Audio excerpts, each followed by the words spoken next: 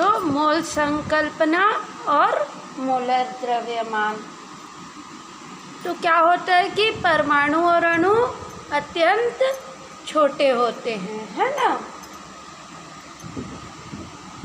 और किसी पदार्थ की बहुत कम मात्रा में, ये बहुत सारे होते हैं। तो इनको समझने के लिए हमको क्या है, एक मात्रक की आवश्यकता होती है। क्या है, परमाणु और अणु, परमाणु और अणु आकार में अत्यंत छोटे होते हैं, ठीक है। और ये पदार्थ की थोड़ी मात्रा में बहुत अधिक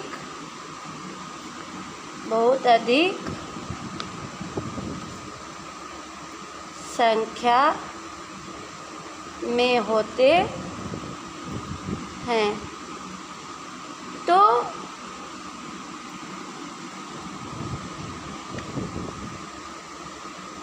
इस बड़ी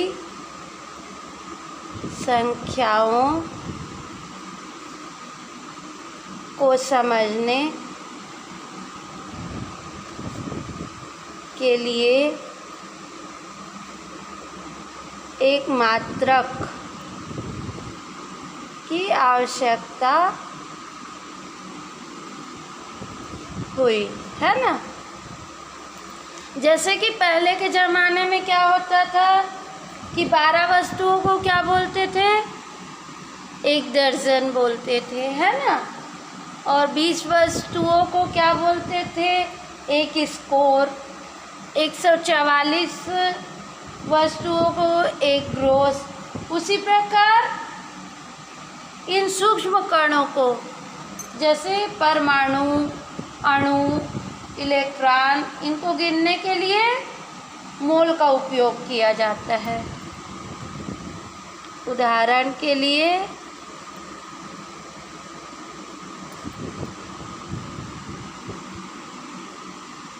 बारह वस्तु को 1 दर्जन बोलते हैं। 144 वस्तुओं को 1 क्या बोलते हैं, ग्रोस बोलते हैं। इसी तरह अति सूक्ष्म स्तर पर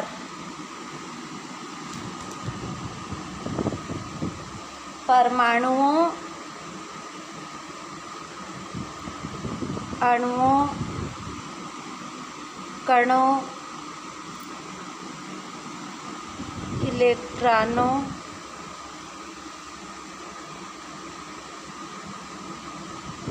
आदि को गिनने के लिए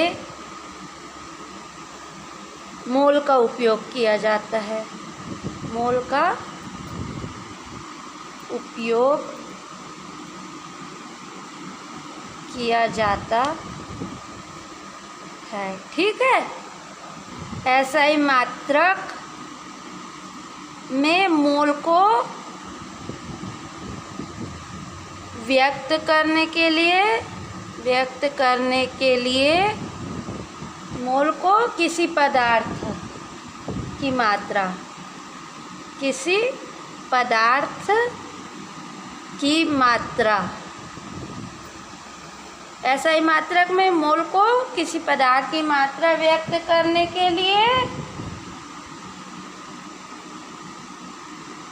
7 आधार राशियों में सम्मिलित किया गया है, में सम्मिलित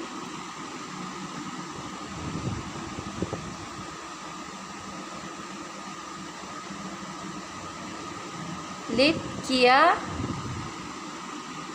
गया है। ठीक, अब किसी पदार्थ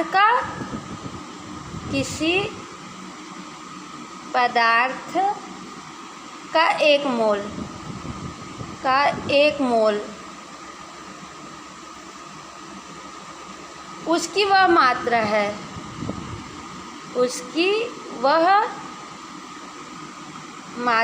है,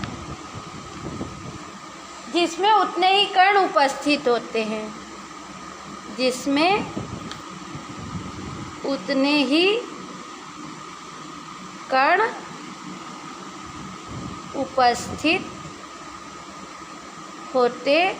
हैं, जितने कि कार्बन 12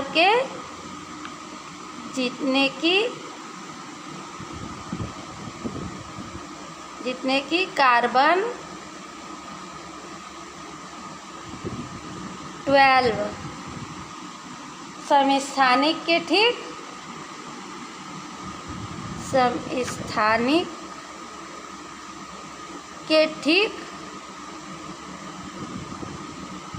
12 ग्राम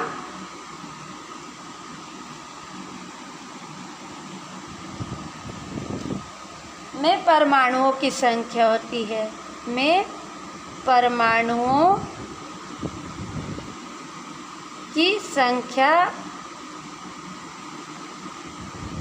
होती है, यहाँ क्या बात है कि एक मोल में कणों की संख्या सदैव समान होती है, भले चाहे वो पदार्थ कोई भी हो, है ना।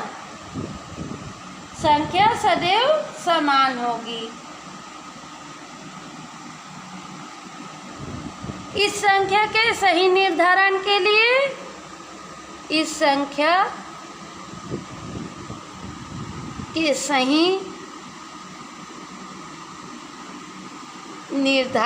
के लिए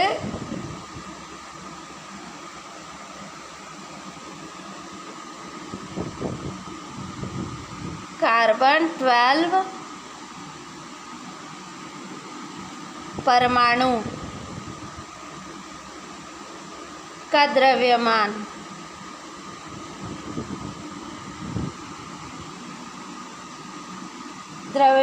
स्पेक्ट्रम द्वारा ज्ञात किया जाता है। द्रव्यमान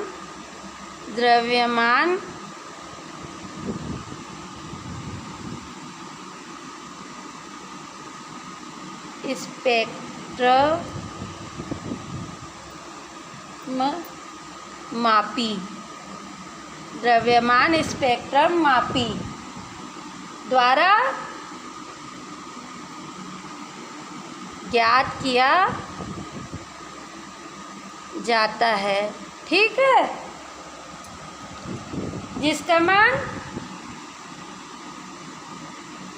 मान 1.992648 × 10⁻⁻23 ग्राम प्राप्त हुआ। कार्बन के एक मोल द्रव्यमान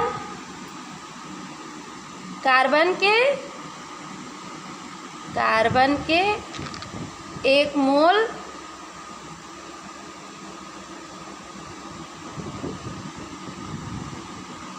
का द्रव्यमान 12 ग्राम होता है। 12 ग्राम होता है। कार्बन के एक मोल का द्रव्यमान कितना होता है? 12 ग्राम। अतः कार्बन के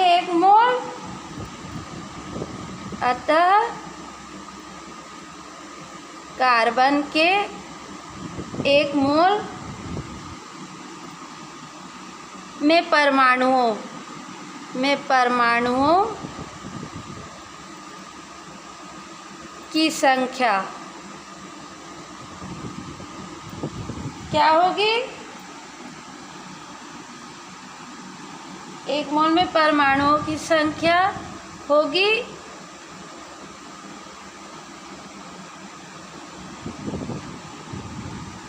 12 ग्राम प्रति मोल 12C अपॉन 1.992648 इंटू 10⁻⁻23 ग्राम प्रति 12 कार्बन, ठीक, परमाणु।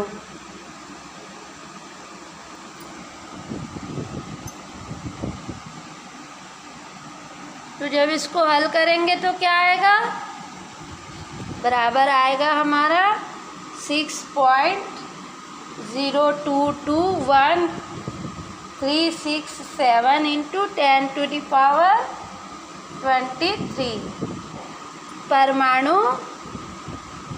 परमाणु प्रति मोल, ठीक है।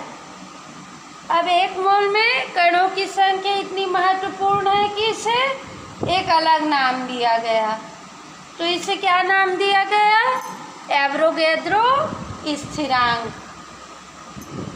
एक मोल में कणों की संख्या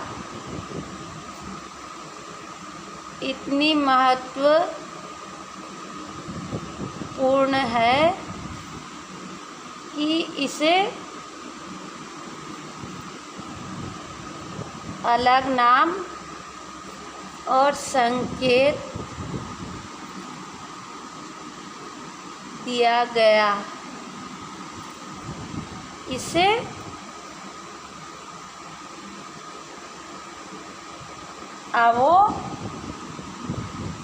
एवोगैड्रो स्थिरांक या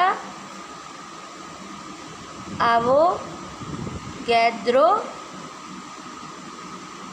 संख्या कहा गया। इसे Na से दर्शाते हैं, ठीक है। इस संख्या में बड़े परिमाण को अनुभव करने के लिए इसे 10 की घात का उपयोग किए बिना लिखते हैं। सभी शून्यों को इस प्रकार लिखते हैं।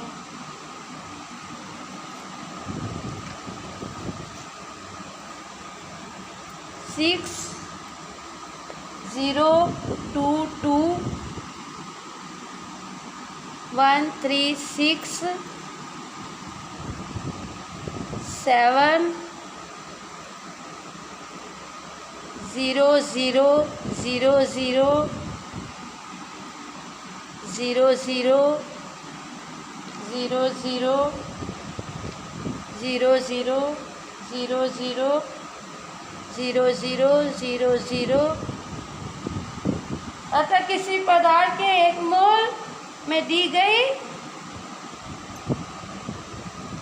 पूर्वोक्त संख्या के बराबर कण होंगे। अतः हम क्या कह सकते हैं कि एक मोल हाइड्रोजन परमाणु में एक मोल हाइड्रोजन परमाणु बराबर क्या होगा, 6.022 इंटू 10⁻23 हाइड्रोजन परमाणु, ठीक है। अब एक मोल जल के अणु में, एक मोल जल अणु में क्या होंगे 6.022 इंटू 10⁻23 जल अणु। ठीक है, 1 मोल सोडियम क्लोराइड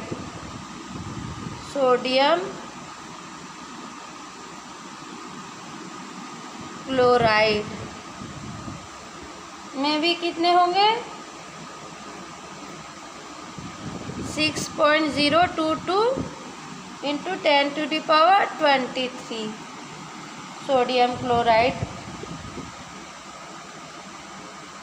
सोडियम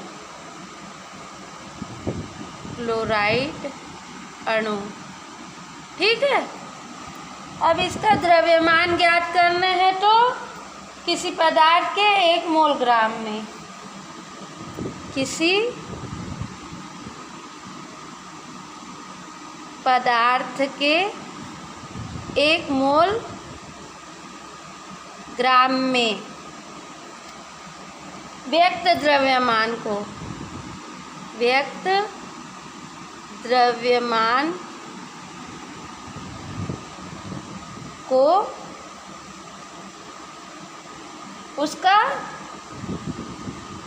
उसका मोलर द्रव्यमान कहते हैं। ठीक है, किसी पदार्थ के 1 मोल ग्राम में व्यक्त द्रव्यमान को उसका मोलर द्रव्यमान कहते हैं। इसको संख्यात्मक रूप से ग्राम में व्यक्त मोलर द्रव्यमान, संख्यात्मक रूप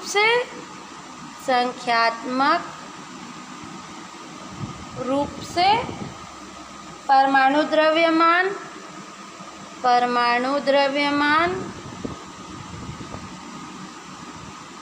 आणविक द्रव्यमान,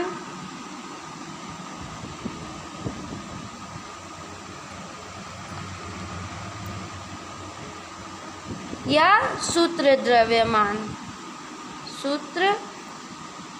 द्रव्यमान के बराबर होता है। जल का मोलर द्रव्यमान बराबर 18.02 ग्राम मोल इनवर्स। इसी प्रकार सोडियम क्लोराइड का मोलर